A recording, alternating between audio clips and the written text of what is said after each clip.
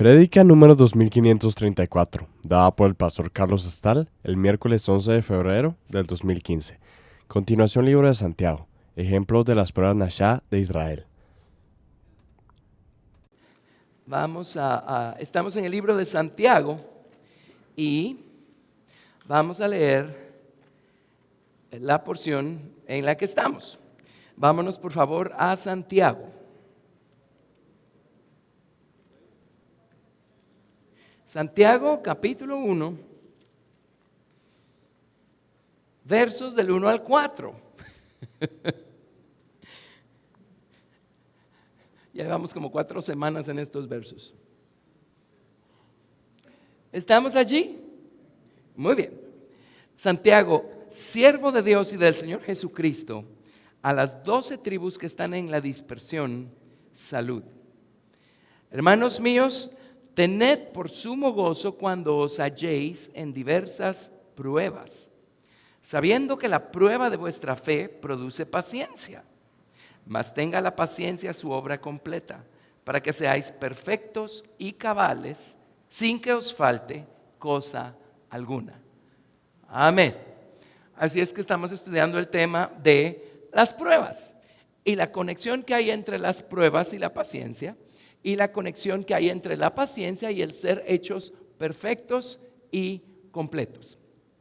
Si las pruebas no tuvieran ninguna razón de ser, entonces Dios no estaría perdiendo su tiempo con nosotros permitiendo pruebas, permitiendo que éstas nos alcancen, permitiendo que nosotros seamos conducidos a situaciones difíciles, a situaciones complicadas. Hemos aprendido que la salvación es una experiencia instantánea. Cuando invitamos a Jesucristo a ser nuestro Señor y Salvador de manera personal y reconocemos nuestro estado y le pedimos al Señor que nos perdone y nos limpie, en ese momento el Señor nos perdona, nos limpia y siembra una semilla dentro de nuestro viejo corazón, una semilla que tiene su propia naturaleza, y Él de manera instantánea no solo nos salva, sino crea un nuevo hombre dentro de nuestro viejo hombre. Ahora, ese nuevo hombre que el Señor ha creado dentro de nuestro viejo hombre, que es a donde Cristo ha venido a morar o a albergarse, ese nuevo hombre, eso es lo que significa el nuevo nacimiento. Algo nuevo nació en nosotros. Hoy hay algo allí que no estaba allí antes. Amén. De hecho, esa es la salvación entre paréntesis. Eso es la salvación. La salvación no es solo simpatizar con las ideas de alguien más o tener uno de esos arranques religiosos, ¿verdad? Eso no es la salvación. La salvación es una experiencia. La salvación llega cuando el Señor Jesucristo llega al corazón del creyente. Algo que uno tiene que elegir, pedir, ¿verdad? Cuando nacemos de nuevo entonces, o ahora ya tenemos un nuevo hombre dentro de nuestro viejo hombre, lo natural es figura de lo espiritual. Ahora ese nuevo hombre es un bebé, acaba de nacer. Tenemos que cuidarlo, tenemos que alimentarlo y tenemos que ver que vaya creciendo. Es Cristo en nosotros. Así es que no importa qué edad tengamos nosotros física por fuera, si acabamos de nacer de nuevo, tenemos un bebé espiritual por dentro. Ese bebé tiene que crecer. La voluntad de Dios es que así como un organismo vivo y sano que ha nacido crezca, de la misma manera un organismo espiritual que ha nacido dentro de nosotros, la voluntad de Dios es que crezca. Entonces, de ser niños espirituales, cuando Cristo vaya creciendo en nosotros, vamos a pasar a ser jóvenes espirituales. Y luego, ya siendo jóvenes espirituales, Cristo va a seguir creciendo en nosotros y vamos a llegar a ser adultos espirituales. Ahora, nada sustituye la experiencia de crecer espiritualmente. Esa es la prioridad número 1 para un creyente, para una persona salva. Ya nacimos de nuevo, ahora Cristo tiene que crecer en nosotros. Y a medida que Cristo va creciendo dentro de nosotros, Él va transformando lo que encuentra en su paso. Él va tomando control de nuevas áreas o espacios dentro de nuestro viejo corazón. Él va poseyéndolas, va sojuzgándolas, va limpiándolas, transformándolas, convirtiéndolas, conformándolas a su imagen. Poco a poco empezamos a actuar diferente, dejamos de actuar como solíamos hacerlo, empieza a cambiar nuestra conversación, nuestra conducta, nuestras actitudes y empezamos a parecernos un poquito más al Señor Jesucristo. Empezamos a ser más pacientes, misericordiosos, perdonadores, mansos, humildes. Todo este cambio que se va viendo por fuera va a ser el resultado de la obra interna que el Señor Jesucristo está haciendo en nosotros. Si Cristo no está creciendo por dentro, es imposible cambiar por fuera. Amén. Y esforzándonos por cambiar por nuestros propios medios por fuera, no significa que Cristo esté creciendo. Tarde o temprano vamos a aburrirnos de estar tratando y va a volver a salir mi viejo Carlitos y su viejo como se llame. Amén. Porque no es por esfuerzo propio que se logran estos cambios. Entonces, la prioridad número 1 es empezar a crecer en nuestra relación con el Señor y empezar a dejar que Cristo, la verdad, crezca, ¿verdad? Hay cosas que el Señor ha puesto en nuestro camino para animarnos, para ayudarnos, para motivarnos, pero todo eso al final nos va a llevar a seguir nosotros buscando adquirir el entendimiento y el conocimiento de la palabra y buscando obedecer y practicar lo que vamos aprendiendo. De esa manera Cristo, la palabra, va acumulándose en nuestro corazón, va añadiéndose, va atesorándose y Cristo, la palabra, va creciendo más y más y más en nosotros. Eso es lo que nos da estatura espiritual. El Señor nos puede dar muchas experiencias maravillosas, pero lo que nos da estatura espiritual es cuánto de la verdad estamos dejando que quede escrita en las tablas de nuestro corazón. Amén. Entonces, nada sustituye la necesidad, la experiencia, el hecho de crecer espiritualmente en Cristo. ¿De acuerdo? Entonces, eso es lo que nos va a ir solidificando, lo que nos va a ir arraigando más y más al Señor, lo que nos va a hacer ir dando más y más fruto. Y en el camino, pues vamos a tener un montón de experiencias que van a ayudarnos a crecer. Y una de las cosas, y es lo que Santiago está mencionando aquí, él abre su libro con esta expresión que acabamos de leer. Una de las cosas que Dios ha diseñado, que es parte del camino que Dios ha diseñado para ayudarnos a crecer, precisamente son las pruebas. Ahora, las pruebas en sí no nos hacen crecer. De hecho, hay personas que después de pasar por una prueba, salen de la prueba más endurecidos, más blasfemos. ¿O no? Entonces, no es la prueba. Es que dejamos que la prueba haga con nosotros. Es en qué dirección vamos a correr y en quién vamos a apoyarnos y a quién vamos a clamar y a quién vamos a buscar a causa de la prueba o en medio de la prueba.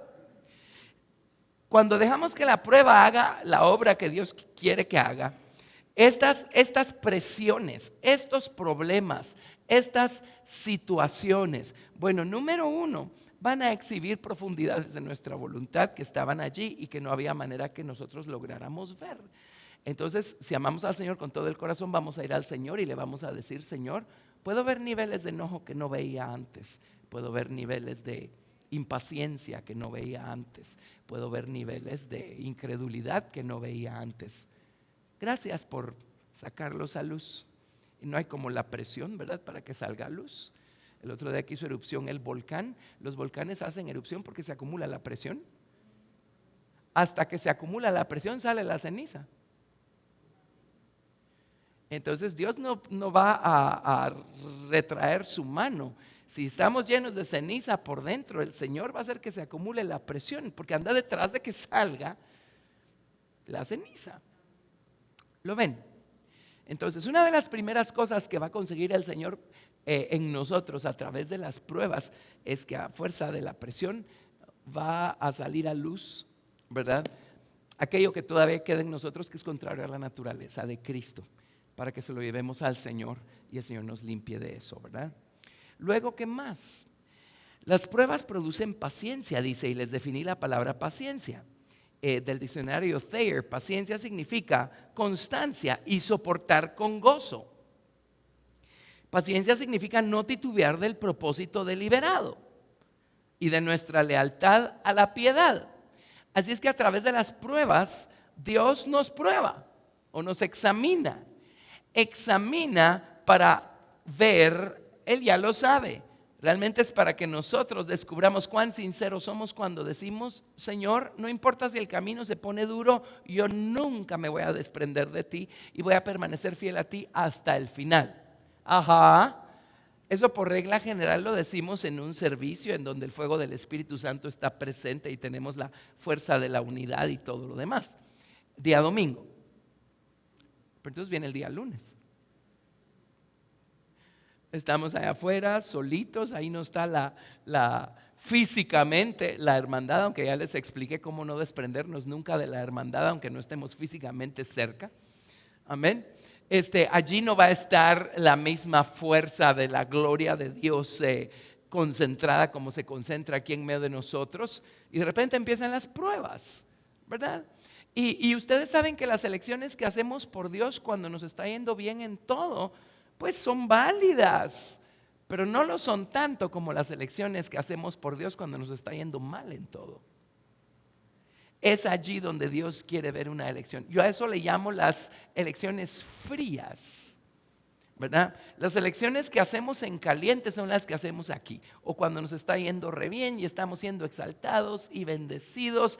Señor, te voy a servir hasta el último aliento, ¿verdad? Ok, ese es del lado caliente. Entonces las balanzas giran y Dios nos lleva al lado frío. Y allí Dios está esperando ver que sigamos haciendo la misma elección que hicimos del lado caliente. Vamos a ver si es cierto. Vimos cómo Dios probó a Abraham. Y cuando Abraham estaba por sacrificar a Isaac en el altar, Dios lo detuvo y le dijo: ya conozco que temes a Dios. Entonces la pregunta, ¿verdad? Que no sabía antes. Sí sabía, pero solo era teórico.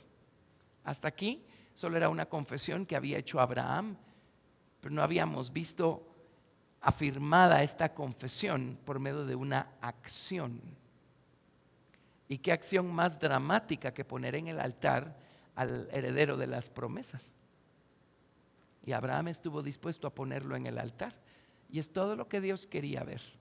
A Dios no le interesaba un sacrificio humano. Dios jamás ha pedido sacrificios humanos.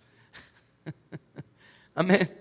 El único sacrificio que vale delante de Dios es de la persona del Señor Jesucristo. Pero Dios lo que quería era ver por experiencia. Abraham ahí afirmó su amor y su elección por Dios en frío, de una manera tan trascendental y tremenda. Y de paso, Dios le arrancó a Isaac del corazón. Y era otra cosa que Dios quería lograr con Abraham. Así es que miren todas las cosas que consigue el Señor cuando permite las pruebas en nuestra vida. Nosotros somos incapaces de ver cuán profundo es nuestro orgullo hasta que vienen las presiones, ¿verdad?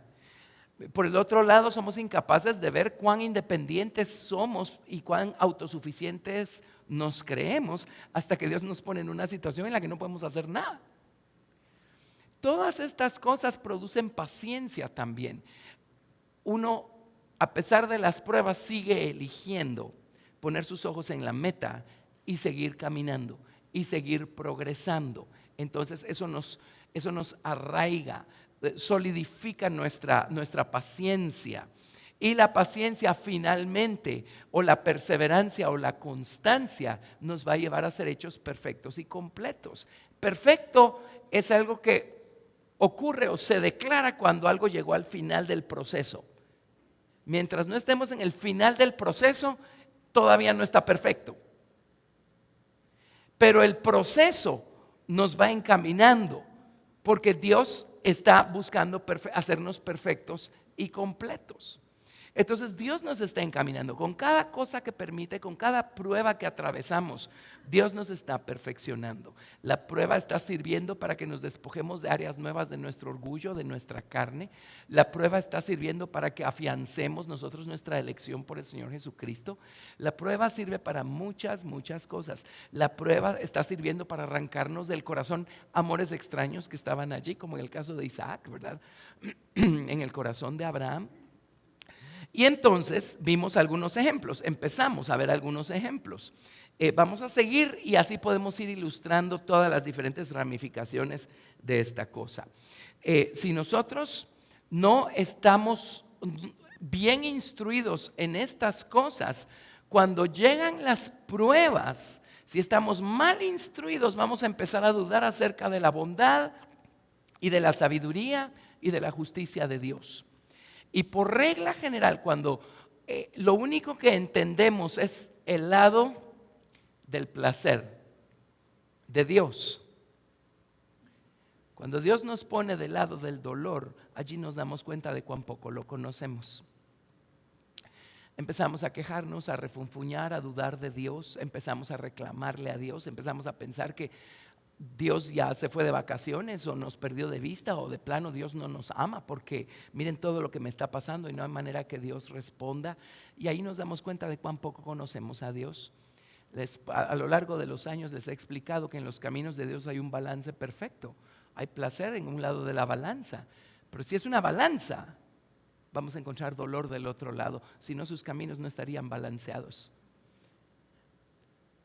Y no seríamos ni justos ni sinceros si no admitimos que todos pasamos por situaciones dolorosas, ¿verdad? Si no entendemos para qué sirve el dolor y si no entendemos dónde encaja dentro de la voluntad de Dios el dolor para nuestra vida, vamos a encallar el barco. En vez de buscar a Dios cuando estemos pasando por una prueba, vamos a pelearnos con Dios, vamos a alejarnos de Dios y habremos estropeado el proceso que nos hubiera podido hacer perfectos y completos. ¿Está claro eso? Este es uno de los misterios más grandes que hay. ¿Por qué sufrimos? Porque el diablo se ha ocupado de darnos una imagen de Dios. O sea, si es placentero es Dios, si me exalta es Dios, si me bendice es Dios, si me complace es Dios, si me gusta es Dios, si salió como yo quiero es Dios. Pero si no me gusta, si me duele, si no me complace, entonces Dios no puede estar en ningún lado en este cuadro, pues. Bueno, pregunta, ¿desde cuándo Dios existe para satisfacernos a nosotros? Amén. ¿Sí? Entonces a mucha gente agarra desprevenida esta cosa del dolor y de las pruebas, porque no han sido bien instruidos, no han aprendido bien cómo funcionan las cosas. Amén. Pero los caminos de Dios son placer y dolor. Y necesitamos ambos lados de la balanza para ser hechos perfectos y completos. ¿Estamos? Muy bien, muy bien. La semana pasada vimos el ejemplo de Abraham, cómo fue probado. Bueno, hay 3 palabras hebreas que se traducen probar o probado o prueba. Estamos analizando la primera que se escribe así. Nasa. Nasa. Probar, tentar, intentar. Esa es la primera palabra. Abraham fue probado cuando sacrificó a Isaac. Muy bien. Luego estudiamos cómo Israel fue probado a lo largo de todas sus jornadas de Egipto hasta la tierra de Canaán. Regresemos a eso y retomemos ahí nuestro tema. Estudiamos aquí las jornadas de Israel hace ya varios años. Nos tomó como 4 años estudiar las jornadas de Israel. Es una de las lecciones más valiosas que podemos hacer nosotros en toda la palabra de Dios. Y en Deuteronomio capítulo 8 tenemos un resumen del asunto. En el libro de Deuteronomio ubica al pueblo de Israel acampado de este lado del Jordán, a un paso de cruzar el Jordán y entrar a la tierra de Canaán. Amén. Pero las pruebas, ¿qué hacen las pruebas? Cuando pasamos un metal por fuego o cuando un metal es probado con fuego, ¿qué estamos probando? Cuán puro es el metal. Y si no es puro, ¿qué va a pasar? El fuego va a apartar la escoria del metal para que el que está trabajando el metal pueda agarrar la escoria y quitarla de en medio. Las impurezas, el fuego se ocupa de las impurezas. ¿Sí? Y nosotros no somos precisamente puros. Por eso necesitamos el fuego de las pruebas para que el Señor nos vaya purificando. ¿Sí? Deuteronomio 8, verso 1. Y viene el Señor y le dice al pueblo de Israel: cuidaréis de poner por obra todo mandamiento que yo os ordeno hoy, para que viváis y seáis multiplicados, y entréis y poseáis la tierra que Jehová prometió con juramento a vuestros padres. Y te acordarás de todo el camino por donde te ha traído Jehová tu Dios estos 40 años en el desierto. Y de paso tengo que admitir que a Dios se le salió el control cuando ustedes iban por el desierto, y de paso sin querer fueron afligidos y fueron probados, pero eso fue porque a Dios se le salió todo del control. No, Dios los metió al desierto para afligirlos, para probarlos. Ahora, esa no es la imagen que tiene de Dios el 90% de la cristiandad. Para afligirlos, para probarlos, para saber lo que había en tu corazón, si habías de guardar o no tus mandamientos. Y te afligió y te hizo tener hambre. Pero miren la balanza de Dios. En un lado de la balanza los afligió, en el otro lado de la balanza les dio maná para comer. Amén. Comida que no conocías tú ni tus padres la habían conocido, para hacerte saber que no solo de pan vivirá el hombre, mas de todo lo que sale de la boca de Jehová vivirá el hombre. Tu vestido nunca se envejeció sobre ti, ni el pie se te ha hinchado en estos 40 años. Así es que en un lado de la balanza los afligió, en el otro lado de la balanza hizo milagros tremendos y nunca les faltó nada.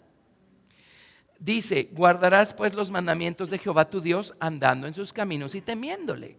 Porque Jehová tu Dios te introduce en la buena tierra, tierra de arroyos de aguas, de fuentes, de manantiales, que brotan en vegas y montes, tierra de trigo y cebada, de vides, higueras y granados, tierra de olivos, de aceite y de miel, tierra en la cual no comerás el pan con escasez, ni te faltará nada en ella, tierra cuyas piedras son hierro y de cuyos montes sacarás cobre.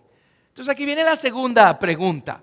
Si Dios los iba a llevar a la tierra de Canaán, una tierra que acaba de describir aquí el libro de Deuteronomio, la Biblia dice que Dios sacó al pueblo de Israel de Egipto sobre alas de águilas. Lo dice más adelante, más tarde en Deuteronomio. Lo dice, amén. Hemos estudiado cómo funcionó ese principio. ¿Cómo pueden ustedes explicar a 600,000 hombres? Es solo los varones. Sumémosle mujeres, sumemos niños, sumemos ganado, sumemos equipaje, cosas, chunches de todo tipo, tamaño, color, ¿sí? Imagínense ustedes. Y cuando salieron de Egipto, ellos se fueron de Ramesés a Sucot, luego se fueron de Sucot a Etam, de Etam se fueron a Pijijairot, según recuerdo, y luego llegaron a la orilla del Mar Rojo. Saliendo de Ramesés a Sucot, el faraón y toda su gente se incorporaron de haber perdido a sus primogénitos, armaron otra vez su ejército, prepararon sus caballos de guerra y sus carros, se montaron en sus carros y se fueron detrás de los israelitas. Ahora explíquenme ustedes cómo pudieron los israelitas en una noche sacarle 200 kilómetros de ventaja al ejército egipcio.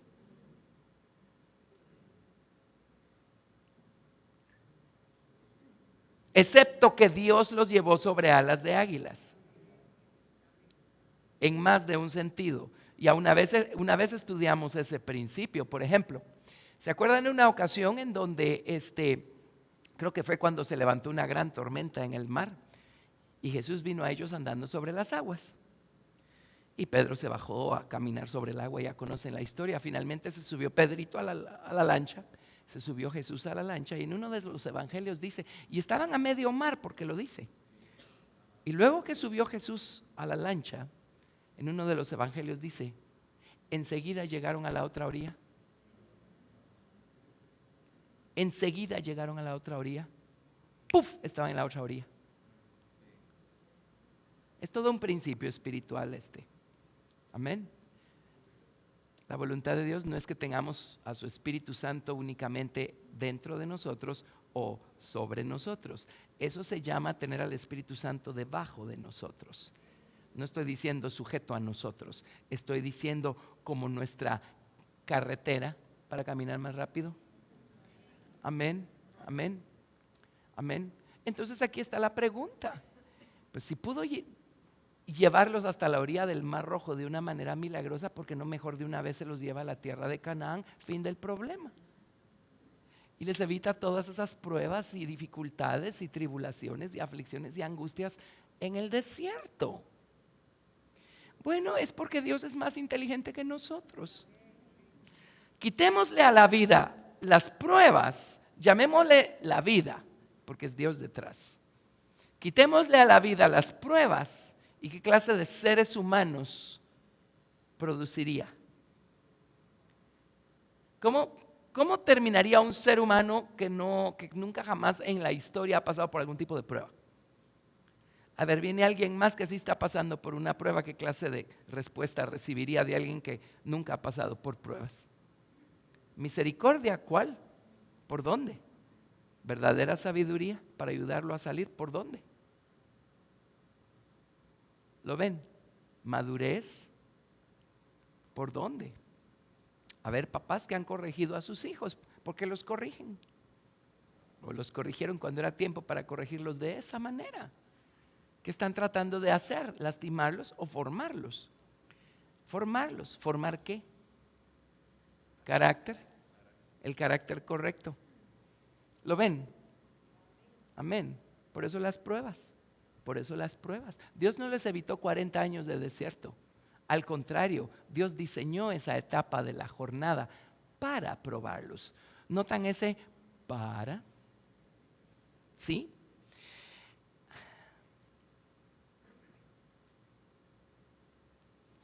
Versículo, vamos a ver, leímos hasta el 9, ¿verdad?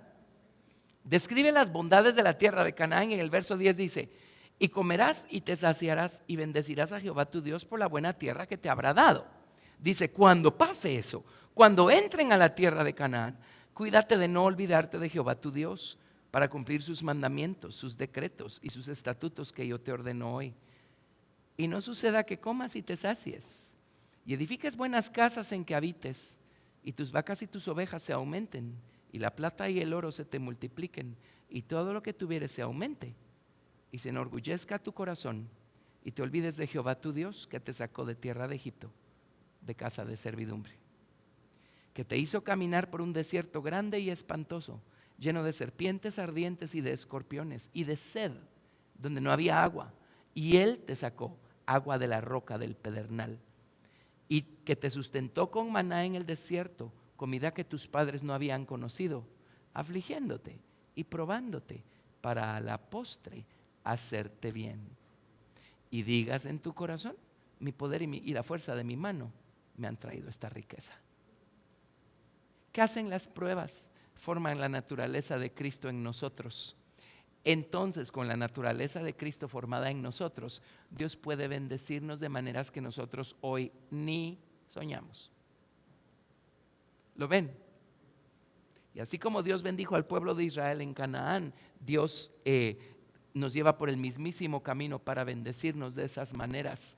No estoy hablando solo físicamente es de paso. Amén. Pero lo que quiero decir es, Dios no puede depositar esas cosas sobre nuestros hombros si no transforma nuestros hombros primero. Primero Dios necesita formar la estatura y la naturaleza de su Hijo en nosotros. Su mansedumbre, su humildad, su entrega sacrificial, su obediencia. Por eso las pruebas, esas cosas se forman en medio de las pruebas. Amén. Bueno, entonces, estudiemos un poquito más el detalle. Vámonos al libro del Éxodo. La semana pasada estudiamos las experiencias de Israel en Mara y cómo Dios los probó. Estamos trazando esta palabra, ¿verdad? Prueba, nasá. Cómo Dios los probó en Mara. A 3 días de haber cruzado el Mar Rojo, se encontraron con que las aguas de Mara estaban amargas. Y entonces Moisés agarró un árbol, lo echó a las aguas se endulzaron y dice la Biblia que allí Dios los probó.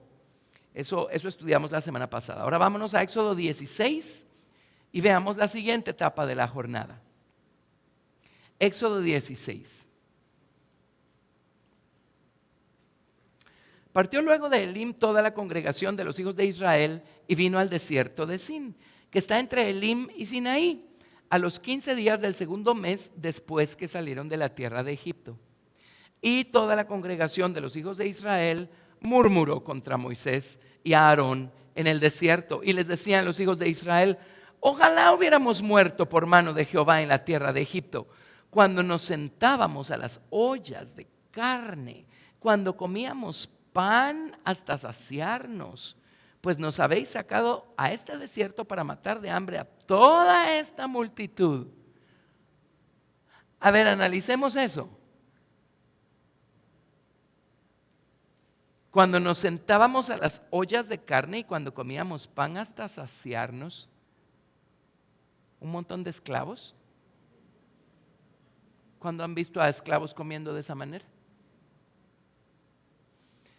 Si no existiera el desierto, ¿se imaginan que Dios nos lleve a la tierra de Canaán con esta clase de actitud? ¿Lo ven? Yo lo pongo de otra manera, ilustrándolo de otra manera, de esta forma. Viene el Señor y aquí nos da sus promesas. Pero el cumplimiento de esas promesas no lo vamos a ver allí, lo vamos a ver por acá. Este es el punto A y el punto B. Ahora, ¿por qué se tarda Dios en cumplir sus promesas? Porque cuando Dios nos da sus promesas, todavía hay mucha inmadurez en nosotros. Todavía falta mucho de Cristo que se forme en nosotros y hay demasiado de nosotros mismos. Pero ya tenemos algo de qué agarrarnos. Amén. El Señor nos ha prometido algo. Pero entre el punto A y el punto B hay toda una jornada que debemos emprender, que tiene por propósito transformarnos, convertirnos, formar la imagen de Cristo en nosotros. Dios llamó a Moisés a liberar al pueblo de Israel de Egipto desde el día 1. Por eso cuando Moisés cumplió 40 años de edad, fue a ver en qué se encontraban sus hermanos, los israelitas, siendo Moisés hijo de la hija de Faraón. Cuando vio a dos israelitas vio a un egipcio maltratando a un israelita y mató al egipcio por defender al israelita. Lo escondió debajo de la arena, pero me imagino que el viento sopló toda la noche y descubrió al hombre, ¿verdad? Y al día siguiente habían dos israelitas altercando y Moisés buscó separarlos, buscó involucrarse y le dijeron: ¿y qué vas a hacer? ¿Matarnos como mataste al egipcio? Si Moisés no hubiera sabido que él tenía el llamado, él nunca se hubiera involucrado. ¿Para qué perder el tiempo si era el hijo de la hija de Faraón? Pero él tenía el llamado, la promesa estaba allí. Pero tenía Moisés la estatura espiritual y la naturaleza correcta para ser el redentor del pueblo de Israel. Obviamente no. Huyó al desierto por 40 años más y se fue a Madián y ahí conoció a su esposa y a Jetro y todo lo demás. Cuando Moisés cumplió 80 años de edad, él ya estaba listo para ver el cumplimiento de la promesa. Le tomó 80 años, así es que tenga paciencia. Dios no se va a tomar 80 años con usted, porque ahora ya, en estos tiempos ya no vivimos 120 años. Amén, pero estoy tratando de ilustrar un punto acá. Mas tenga la paciencia su obra completa, para que seamos perfectos y cabales en todo. A los 80 años de edad viene el Señor y se le aparece en la zarza ardiente y le dice: ahora sí, Moisés, ve. Una prueba de que ya estaba listo es que esta vez ya no quería ir. Eso significa que ya estaba listo. Entonces fue y no quedó ninguna duda que el que hizo la obra fue Dios, no él. Hace 40 años él creía que él tenía que hacer el trabajo. 40 años después, cuando cumplió 80, ya no quedaba ninguna duda que todo el trabajo lo iba a hacer Dios. Ya estaba listo, finalmente ya estaba bien vacío de Moisésito. ¿Lo ven? Por eso Dios trabaja como trabaja. Es que Dios me prometió una cosa porque no he visto el cumplimiento. Bueno, a Dios no se le ha olvidado. Si a uno no se le ha olvidado, menos a Dios, pues. Sea paciente, mas tenga la paciencia su obra completa. Amén. Si Dios pusiera en nuestras manos todo lo que nos ha prometido ahorita, sin terminar de formar a Cristo en nosotros, regaríamos el 90% de lo que pusiera Dios en nuestras manos. Y a veces el proceso es más rápido, a veces es más lento, depende, ¿verdad? No les estoy diciendo que nunca van a ver el cumplimiento de sus promesas, pero sí les estoy diciendo que hay un camino, hay un proceso. Bueno, entonces, en Éxodo 16 ya leímos, ¿verdad? Resulta que los israelitas están extrañando sus holladas de carne y su pan hasta saciarse. Qué raro, yo recuerdo que eran esclavos. No creo que hayan comido de esa manera, pero qué rápido se nos olvida, ¿verdad? Cómo eran las cosas.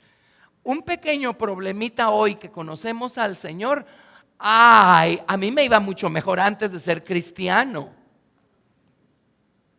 No es cierto, no se engañe. Versículo 4. Y Jehová dijo a Moisés: he aquí yo os haré llover pan del cielo, y el pueblo saldrá y recogerá diariamente la porción de un día, para que yo lo pruebe si anda en mi ley o no. Van a ver cómo los probó Dios con el maná. Ahora, antes que lloviera maná, Dios les dio codornices para comer ese día. Y luego les dio instrucciones de cómo manejar el maná. Iba a llover al día siguiente. Entonces, bueno, vino el día siguiente y en el verso 14 dice: y cuando el rocío cesó de descender, he aquí sobre la faz del desierto una cosa menuda, redonda, menuda como una escarcha sobre la tierra. Y viéndolo los hijos de Israel se dijeron unos a otros: ¿qué es esto? De hecho, esa es la palabra maná en hebreo. Maná significa ¿qué es esto? Si hubieran sido guatemaltecos, hubieran dicho: saber qué es esto, porque no sabían qué era. Entonces Moisés les dijo: es el pan que Jehová os da para comer. Ahora oigan esto: el pan vino acompañado de mandamientos. La Biblia dice que Dios les iba a dar maná para probarlos. Vamos a ver cómo los probó en este asunto. Esto es lo que Jehová ha mandado. Era un mandamiento, un mitzvah. Recoged de él cada uno según lo que pudiere comer. Un gomer por cabeza, conforme al número de vuestras personas, tomaréis cada uno para los que están en su tienda. Y los hijos de Israel lo hicieron así, y recogieron unos más, otros menos, y lo medían por gomer. Y no sobró al que había recogido mucho, ni faltó al que había recogido poco. Cada uno recogió conforme a lo que había de comer.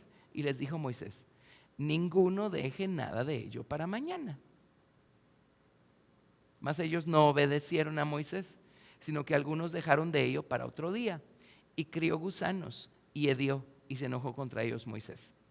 Y lo recogían cada mañana, cada uno según lo que había de comer. Luego que el sol calentaba, se derretía. En el sexto día recogieron doble porción de comida, 2 gómeres para cada uno, y todos los príncipes de la congregación vinieron y se lo hicieron saber a Moisés. Y él les dijo: esto es lo que ha dicho Jehová. Mañana es el santo día de reposo, el reposo consagrado a Jehová. Lo que habéis de cocer, cocedlo hoy, y lo que habéis de cocinar, cocinadlo. Y todo lo que os sobrare, guardadlo para mañana. Y ellos lo guardaron hasta la mañana según lo que Moisés había mandado, y no se agusanó ni hedió. Y dijo Moisés: 6 días lo recogeréis, mas el séptimo día es día de reposo, en él no se hallará. Y aconteció que algunos del pueblo salieron en el séptimo día a recoger. Primero les dice: no guarden para el día siguiente. Guardaron para el día siguiente y se agusanó. Ahora les dice: no salgan el día de reposo a recoger, y salieron el día de reposo a recoger. Y no hallaron. Y Jehová dijo a Moisés: ¿hasta cuándo no querréis guardar mis mandamientos y mis leyes? ¿En qué probó Dios a los israelitas? Viene su provisión y viene su bendición, pero viene acompañada de mandamientos de cómo debe ser manipulada. No importa qué nos dé Dios, Dios no nos da eso para que nosotros nos convirtamos en señores, amos y dueños del asunto. Así es que Dios no solamente nos prueba quitándonos cosas, Dios también nos prueba dándonos cosas. Vamos a ver quién va a ser el Señor de la bendición. Y Dios los probó. Dios los probó. Y muchas veces Dios nos bendice y nos da en abundancia cosas naturales, cosas materiales, cosas de todo tipo. Dios también nos está probando. El Señor no solamente nos prueba del lado del dolor, nos prueba del lado del placer también. Esta fue una experiencia muy placentera cuando llovió maná del cielo y descubrieron que iban a ser alimentados sobrenaturalmente. Qué cosa más emocionante. Pero Dios también nos prueba cuando nos da. Dios nos prueba cuando quita, pero Dios prueba cuando da también. Vamos a ver cómo vamos a comportarnos con lo que Dios nos ha dado. ¿Lo ven con claridad? Vamos a ver quién vamos a dejar que sea el Señor de este beneficio, de esta situación. Y Dios les dio mandamientos y no fueron capaces de cumplir con los mandamientos que Dios les dio. Dios los probó también. ¿Sí? Yo he conocido historias, ¿verdad? De personas que están bien compungidas por su situación y oran, ayunan y se meten con Dios y les sirven y todo lo demás. Recuerdo un caso hace años, lo tengo tan claro. Yo era bastante nuevo en el Señor, pero son de esas cosas, de esas lecciones instructivas que uno nunca olvida y uno toma nota para uno y uno dice: Señor, yo podría ser igual, ayúdame a no serlo. Recuerdo porque estuve bien cerca del asunto, ¿verdad? Y tremendo, y un hermano precioso cómo se metía con el Señor, tenía unas necesidades tremendísimas, se metía con Dios, ¿verdad? Pues un día vino la bendición, vino la provisión y no me acuerdo que fue un trabajo de esos espectaculares, algo. El hecho es que su situación cambió por completo. De repente ya no lo veía yo en las reuniones de ayuno, en las reuniones de oración, en los servicios, y un día averiguando: ¿qué pasa que ya no te he visto? Es que estoy demasiado ocupado, ya no tengo tiempo. Por supuesto, Dios lo bendijo para alejarlo de la iglesia y para alejarlo del cuarto de oración y para alejarlo de la hermandad. ¿Lo ven? Dios nos prueba también dándonos abundancia. ¿Está claro eso? Es lo que hizo cuando les dio el maná. Tremendo, ¿verdad? Bueno, sigamos. Éxodo capítulo 17. Esta fue una tras otra, tras otra, tras otra. Pero toda la experiencia del desierto la diseñó el Señor para probarlos. ¿Con qué propósito? Dice, para ver qué había en su corazón, si habían de guardar sus mandamientos o no. O sea, vamos a ver si sigue siendo cierto lo que dijeron cuando estaban acampados al pie del monte de Sinaí. ¿Se acuerdan cuando estaban acampados al pie del Sinaí? Y Moisés subió al monte y Dios le dijo: yo he tomado a todo este pueblo para que sean un pueblo de reyes y sacerdotes y que sean mi especial tesoro. Entonces bajó Moisés con la noticia y todo el pueblo estaba acampado al pie del monte. Moisés se los transmitió. ¿Y qué respondió todo el pueblo? Unánimes dijeron: todo lo que Jehová ha dicho haremos. Subió Moisés al monte, recibió la ley, el tabernáculo, el sacerdocio, todo aquello. Hasta aquí todo está bien porque están acampados al pie del monte. Pero solo salen de allí y a los 3 días encuentran Mara, aguas amargas. Y luego al par de días se encuentran acá con que no tienen pan para comer y Dios les da el maná. Y luego al par de días se encuentran en el desierto de Sin, donde vamos a ver qué más ocurre. Entonces vamos a ver si es cierto que todo lo que Jehová ha dicho haremos. ¿Lo ven? Uno en teoría, uno es la persona más espiritual del mundo. En teoría uno es un ángel.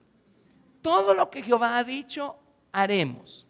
Todo lo que nos predicó el pastor, eso queremos, esa es nuestra elección, esa es nuestra determinación, ese es el camino por el que vamos a caminar. Día domingo acampados al pie del monte, pero el día lunes las aguas se ponen amargas. Vamos a ver si todo lo que Jehová ha dicho haremos. ¿Lo ven? Para probarlos, dice el libro de Deuteronomio, para ver qué había en sus corazones, a ver si habrían de guardar sus mandamientos o no. Ese es el asunto. Ahora, no es porque Dios está jugando jueguitos y busca destruirnos, no es eso. Es porque Dios quiere que veamos el estado y la naturaleza de nuestro corazón para que se lo llevemos a Él, para que Él nos limpie, nos sane, nos transforme, nos convierta y escriba su ley en las tablas de nuestro corazón. Éxodo 17:1. Toda la congregación de los hijos de Israel partió del desierto de Sin por sus jornadas, conforme al mandamiento de Jehová, y acamparon en Refidim. Y no había agua para que el pueblo bebiese. Esta es una tras otra, tras otra. Primero había agua, pero estaba amarga. Segundo, no había comida. Dios les dio el maná. Ahora resulta que aquí de plano no hay ni agua. Y altercó el pueblo con Moisés. Y dijeron, danos agua para que bebamos. Y Moisés les dijo, ¿por qué altercáis conmigo? ¿Por qué tentáis a Jehová? Así el pueblo tuvo allí sed y murmuró contra Moisés y dijo, ¿por qué nos hiciste subir de Egipto para matarnos de sed a nosotros, a nuestros hijos y a nuestros ganados? Entonces clamó Moisés a Jehová diciendo, ¿qué haré con este pueblo? Debe haber dicho, ¿qué haré con este pueblo? De aquí a un poco me apedrearán. Y ya saben lo que ocurrió entonces, ¿verdad? Jehová dijo a Moisés, pasa delante del pueblo y toma contigo de los ancianos de Israel y toma también en tus manos tu vara con que golpeaste el río y ve. Y aquí yo estaré delante de ti allí sobre la peña en Horeb y golpearás la peña y saldrán de ella aguas y beberá el pueblo. Y Moisés lo hizo así en presencia de los ancianos de Israel y llamó el nombre de aquel lugar Masa, tentación, y Meriba, contienda, por la rencilla de los hijos de Israel y porque tentaron a Jehová diciendo, ¿está pues Dios entre nosotros o no? Pero así ve, ¿está pues Dios entre nosotros o no? Ahora si nos vamos a Deuteronomio 33, 8, vean cómo lo pone aquí. Deuteronomio 33, verso 8. Y aquí es donde aparece la palabra nasá o probar. Dios los probó allí. Deuteronomio 33, 8. A Leví dijo, tu Tumim y tu Urim sean para tu varón piadoso, a quien probaste en Masa y con quien contendiste en las aguas de Meriba. Ellos fueron probados en Masa. Y hay ocasiones en las que Dios nos lleva a lugares secos, a desiertos, y no encontramos por ningún lado aguas para beber, por ningún lado. Bueno, ahí está la prueba, para ver qué hay en sus corazones, a ver si van a guardar sus mandamientos o no. Y el primer mandamiento es amarás al Señor tu Dios con todo tu corazón y con toda tu alma y con todas tus fuerzas y con toda tu mente. Cuando hay agua para beber, vamos a ver si lo vamos a seguir amando con todas nuestras fuerzas cuando no hay aguas para beber. ¿Y ellos qué hicieron? Tentaron a Dios. Tentar a Dios es retarlo y decirle, bueno, ¿y no que tú tienes cuidado de nosotros, pues?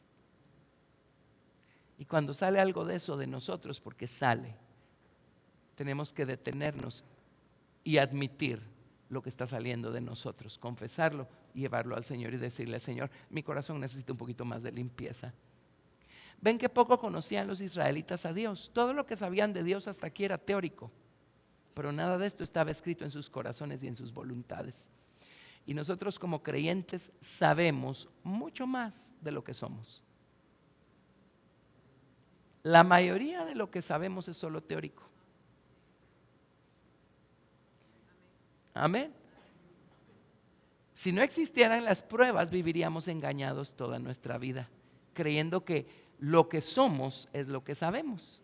Y resulta que hay un abismo de diferencia entre lo que sabemos y lo que somos. Entonces vienen las pruebas. Vamos a ver cuánto de todas esas teorías de veras ya estaban escritas en las tablas de nuestro corazón y en nuestra voluntad. ¿Lo ven? Y ahí es donde uno tiene que ser sincero, ir al Señor y decirle, Señor, según yo era un portento espiritual, pero me doy cuenta que todavía me falta. Según yo era el padre de la fe, ¿verdad? Pero me doy cuenta que todavía me falta. ¿Cierto o no? Amén. Bueno, ahí tienen pues. Sigamos adelante en nuestra jornada. Vámonos a Éxodo 20. Éxodo 20. Y es la siguiente ocasión en la que aparece la palabra nasá y Dios los prueba. En Éxodo 20 ellos están acampados al pie del monte y, las experiencias adelante son antes de llegar al monte de Sinaí. Ok, perdón. En Éxodo 20 están al pie del monte, acampados. Y Moisés subió al monte y descendió con las tablas de la ley. Y esto pues no ha descendido, pero estos son los mandamientos, la ley moral que Dios le dio a Moisés. Habló Dios todas estas palabras diciendo: yo soy Jehová tu Dios, que te saqué de la tierra de Egipto, de casa de servidumbre. Ese es el primer mandamiento, es yo soy Jehová tu Dios. Ese es el primer mandamiento. El segundo mandamiento es: no tendrás dioses ajenos delante de mí. No te harás imagen ni ninguna semejanza de lo que esté arriba en el cielo, ni abajo en la tierra, ni en las aguas debajo de la tierra, ni te inclinarás a ellas, ni las honrarás, porque yo soy Jehová tu Dios, fuerte, celoso, que visito la maldad de los padres sobre los hijos, hasta la tercera y cuarta generación de los que me aborrecen. Y hago misericordia a millares, a los que me aman y guardan mis mandamientos. Todo eso es el segundo mandamiento. El tercer mandamiento es: no tomarás el nombre de Jehová tu Dios en vano, porque no dará por inocente Jehová el que tomare su nombre en vano. El cuarto mandamiento: acuérdate del día de reposo para santificarlo. 6 días trabajarás y harás toda tu obra, mas el séptimo día es reposo para Jehová tu Dios. No hagas en él obra alguna, ni tú, ni tu hijo, ni tu hija, ni tu siervo, ni tu criada, ni tu bestia, ni tu extranjero que está dentro de tus puertas.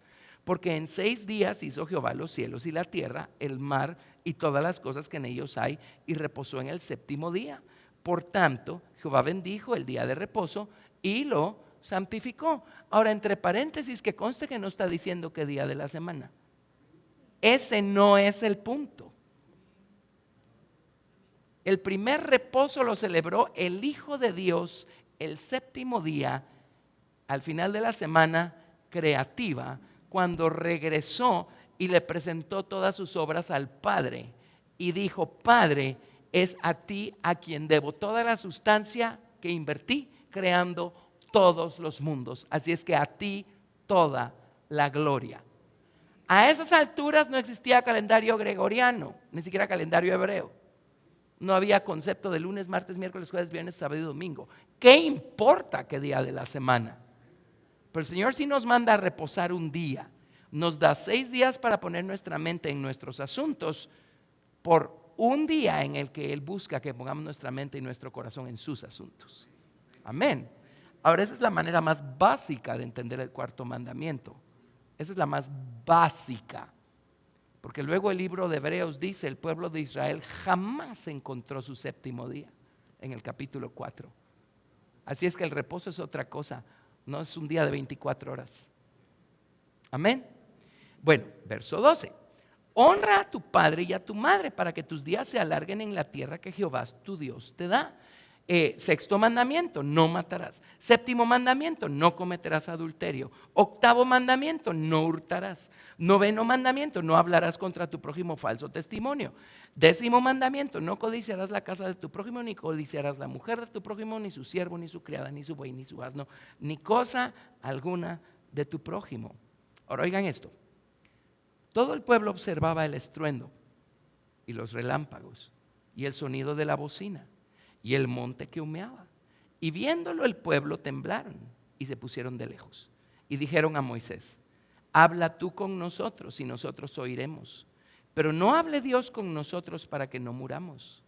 Y Moisés respondió al pueblo: no temáis, porque para probaros, y ahí tienen esta palabra, para probaros vino Dios, y para que su temor esté delante de vosotros, para que no pequéis. Ahora Dios les da los 10 mandamientos para probarlos. A ver cómo, en qué sentido. Por lo menos hay 2 cosas acá. Número 1, todavía está vigente la promesa de llevarlos a la tierra de Canaán, donde hay viñas y olivares y montes y vegas y ríos y ciudades que ustedes no edificaron y pozos que ustedes no cavaron y viñas que ustedes no plantaron. ¿Todavía quieren llegar a la tierra de Canaán? Sí, deben haber dicho todos. Pero luego vino y los probó con los 10 mandamientos y les dijo: maravilloso, ahora esto se tiene que escribir en las tablas de su corazón para que ustedes puedan entrar a la tierra de Canaán y poseerla. O sea, todavía están dispuestos a que yo lidie con sus inmoralidades y escriba mi ley moral en su mente y en sus corazones. Nuevamente, había una promesa, pero resulta que había mandamientos conectados con la promesa, condiciones conectadas con la promesa. ¿Sí? Yo recuerdo cuando yo empecé a caminar en Cristo, nos empezaron a enseñar que todos somos reyes y sacerdotes. Bueno, en un lado de la balanza sí, en el otro lado de la balanza es algo a lo que debemos crecer. Amén. Entonces yo me acuerdo, todo el mundo feliz, yo soy rey, yo soy sacerdote. Por supuesto no oran, no buscan a Dios, no alaban al Señor, no saben nada acerca de sojuzgar la tierra y ese tipo de cosas. Amén. Pero somos reyes y somos sacerdotes. Y luego recuerdo cuando empecé a entender el asunto, empecé yo en esos días a enseñarles, ok, ahora para ser efectivos sacerdotes, miren qué cosas tienen que formarse en nosotros. Recuerdo a un montón de gente que empezó a perder el interés. O sea, queremos la promesa, pero seamos sinceros, todavía no estamos viendo eso en acción en nuestra vida. La promesa está hecha, pero ahora el Señor nos muestra el camino para ver eso implementado, para ver eso en acción, para ver el cumplimiento. Hay pasos, hay condiciones, hay elecciones que debemos dar. Entonces la pregunta es, ¿todavía queremos? Y es así como nos prueba el Señor. Es así como nos prueba el Señor. Miren, y eso que hay personas que tienen mucho más tiempo de conocer al Señor que yo, por supuesto, pero ya 33 años, ya algo he visto. Yo recuerdo una vez me atreví a abrir la boca en algún lado y a decir, miren, y estaba haciendo alusión al tabernáculo mosaico. O sea, no nos podemos saltar el mueble anterior si queremos el mueble siguiente. Es una escalera. Cada mueble son esos escalones o esas experiencias espirituales que Dios ha puesto en el camino para que vayamos creciendo en ellas. Entonces, con ese contexto, me atreví a abrir la boca y a decir, la gente que no ora no crece. Pues, o sea, si nos saltamos el altar de bronce, olvídense del candelero de oro, de la mesa con los 12 panes y del arca y el propiciatorio. Hoy recuerdo la cantidad de gente ofendida que encontré ese día. Y así es como Dios nos prueba. Amén. La promesa está, pero en el camino Dios empieza a revelarnos el camino a obtener la promesa. Y viene Dios y los probó con su ley moral. Ahora, no solo los probó dándoles su ley moral, o sea, ¿están dispuestos? Es como un matrimonio. Estos fueron los votos matrimoniales. Son los votos con los que Dios le propuso matrimonio a la nación de Israel, ¿verdad? ¿Todavía quieren?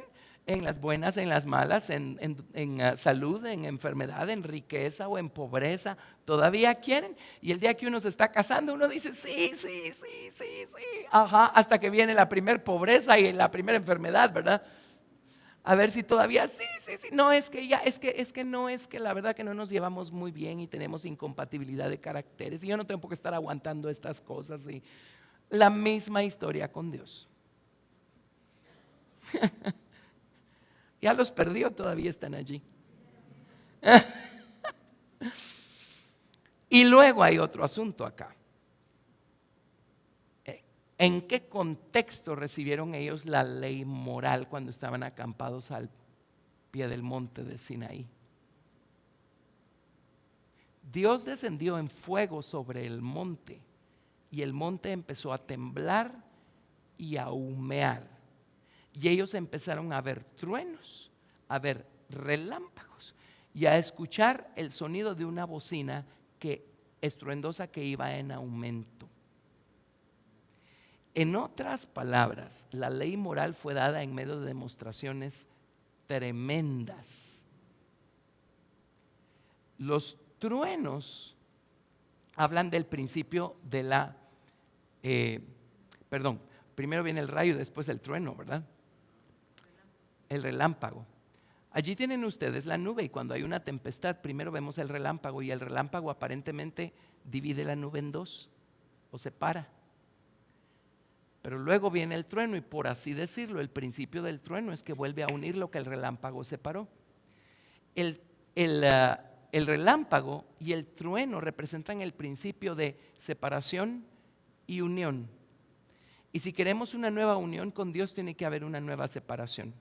De hecho, en el trono, cuando Juan vio el trono de Dios, en el libro de Apocalipsis, vio que del trono procedían relámpagos y truenos. Y eso da testimonio de las separaciones y uniones que experimentaron aquellos que están sentados en el trono juntamente con Dios y el Cordero. Y eso da testimonio de las separaciones y uniones que requiere el caminar con Dios si queremos ver esos 10 mandamientos escritos en las tablas de nuestro corazón. ¿Está claro eso? Amén. Nos tenemos que la palabra de Dios va a venir con relámpagos, va a venir a separarnos de actitudes carnales, de nuestro orgullo, de un montón de cosas, de nuestros propios deseos orgullosos, de nuestra propia independencia orgullosa. ¿Sí? Y la ley moral de Dios va a venir acompañada de truenos y va a provocar una nueva unión con Dios o nuevas uniones con Dios. Pero ¿estamos dispuestos a las separaciones? Y ahí es donde Dios nos prueba. Cuando empieza a pedirnos a separarnos de cosas, de actitudes, ¿sí? Apartarnos de lo que todo el resto de la gente que no va camino a la tierra de Canaán cree, hace, vive. Cuando el Señor empieza a pedirnos estas separaciones, Dios nos prueba para ver si todavía queremos. Y nadie que esté caminando se escapa de esa voz fiel del Señor que viene a decirnos: ok, hasta aquí vamos bien, ahora necesito que elimines esto de tu vida. Ahora necesito que te apartes de esto en tu vida. Y también ya con 33 años he visto como mucha gente escucha esto y lo recibe con tanta gratitud y dicen sí, sí, sí, sí, sí. Y se apartan de lo que se tienen que apartar y siguen encontrando una nueva unión con el Señor. Pero también he encontrado con un montón de gente que cuando empieza a entender que tiene que apartarse de cosas de las que no quiere apartarse, empieza a tambalearse y empiezan a salirse del camino. Tremendo, ¿verdad? Entonces Dios les dio el tesoro más grande que existe, que es su ley moral. La ley escrita es una figura de la persona del Señor Jesucristo. Amén. Ahora, ellos no tenían lo que tenemos nosotros. Se llama Jesucristo viviendo en el corazón. Se llama la ley perfecta de Dios, la palabra viviente de Dios viviendo en nuestro corazón. Amén. Las condiciones no han cambiado. El Señor Jesucristo sigue requiriendo nuevas separaciones de parte nuestra para que experimentemos una nueva unión con Él. Amén. Pero ellos no tenían la ayuda que tenemos. Nosotros tenemos al victorioso y al vencedor adentro. O sea, así se puede. Hoy con más facilidad que nunca. Por eso hoy tenemos menos excusa que los del antiguo pacto. Amén. Y aún así mucha gente descubre que para dar el siguiente paso va a tener que renunciar a estas sus prácticas y estos sus hábitos y estas sus cosas. Y mucha gente mejor dice, no, eso ya es demasiado. ¿Verdad? Y no se apartan de lo que se tienen que apartar, bueno, se pierden para siempre de esa nueva unión que Dios tenía diseñada para ellos en lo que quedaba del camino. Estamos, tremendo, ¿verdad? Así funciona, así funciona. Por eso, por regla general, donde más multitudes encontramos es donde no se menciona nada de la necesidad de apartarnos y de separarnos y de ese tipo de cosas, ¿verdad? Bueno. Sigamos adelante. Vámonos a Deuteronomio 13. Y aquí ya no es literalmente algo conectado con las jornadas de Israel a lo largo del desierto, pero Deuteronomio 13 menciona otra manera como Dios nos prueba.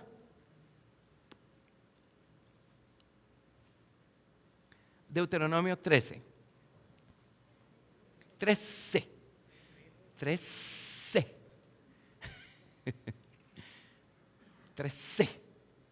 Verso del 1 al 5. ¿Están listos con esto? Eso también lo hemos visto funcionar muchísimo. Dice: cuando se levantare en medio de ti profeta o soñador de sueños y te anunciare señal o prodigios, y si se cumpliere la señal o prodigio que él te anunció diciendo: vamos en pos de dioses ajenos que no conociste y sirvámosles. En otras palabras, una profecía que nos va a sacar del camino. No darás oído a las palabras de tal profeta, ni al tal soñador de sueños, porque Jehová vuestro Dios os está probando, para saber si amáis a Jehová vuestro Dios con todo vuestro corazón y con toda vuestra alma. En pos de Jehová vuestro Dios andaréis, y a Él temeréis. Guardaréis sus mandamientos y escucharéis su voz, y a Él serviréis, y a Él seguiréis.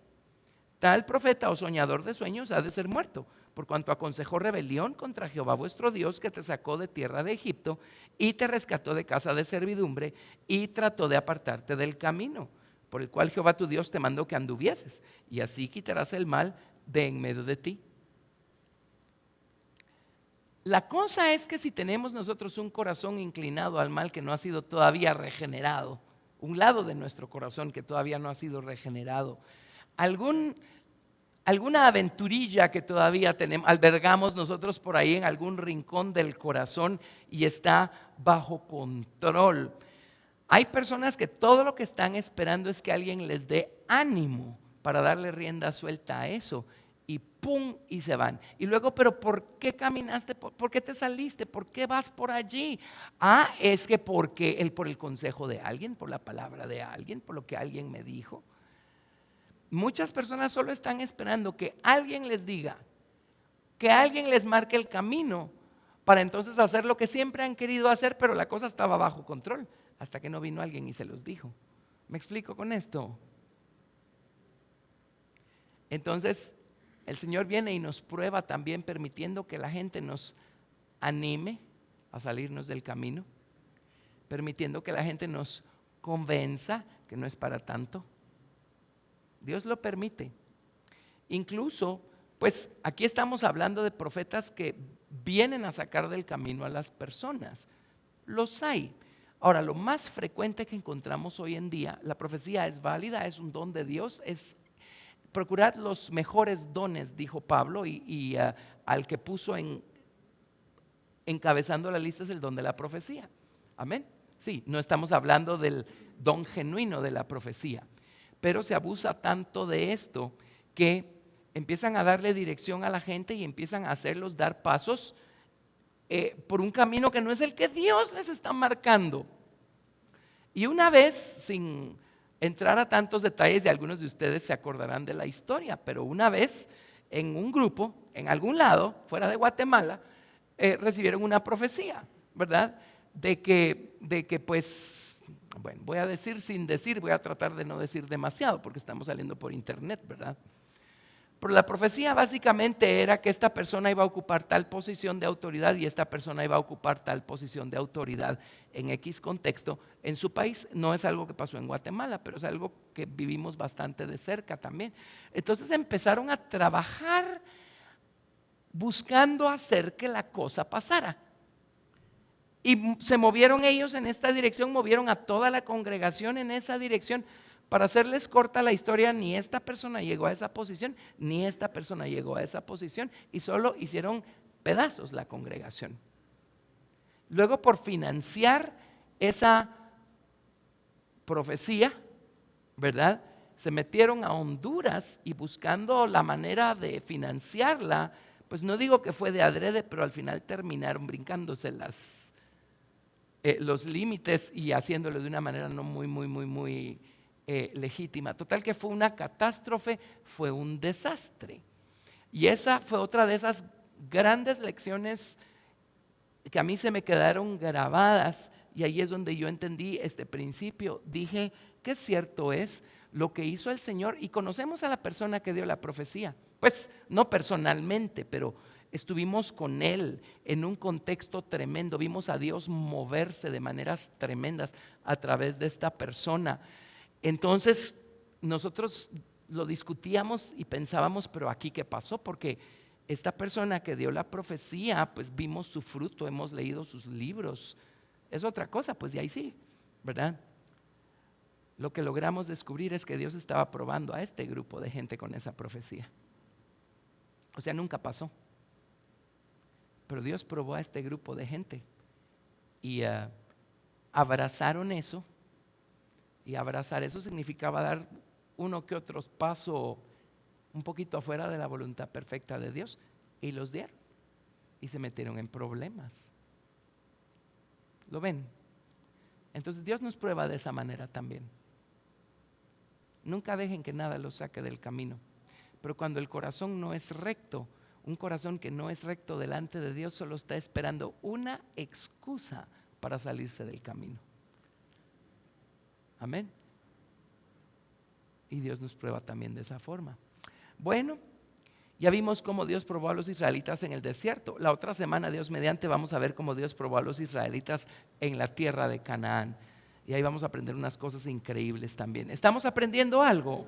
¿Nos está sirviendo? Bueno, gracias a Dios. Pero espero que con todo esto entendamos lo que Santiago está diciendo cuando dice, tened por sumo gozo cuando os halléis en diversas pruebas. Ya vieron cómo es que Dios vino a probar a su pueblo y es la manera como Dios nos viene a probar a nosotros también, para que podamos ver nuestro corazón y llevarlo al Señor para que Dios lo limpie y lo sane. ¿Sí? Amén. Bueno, gracias a Dios. Siempre aprendemos cosas maravillosas a través de su palabra y son cosas que nos van a servir para seguir nosotros adelante en nuestra jornada espiritual personal. Gracias al Señor. Muy bien.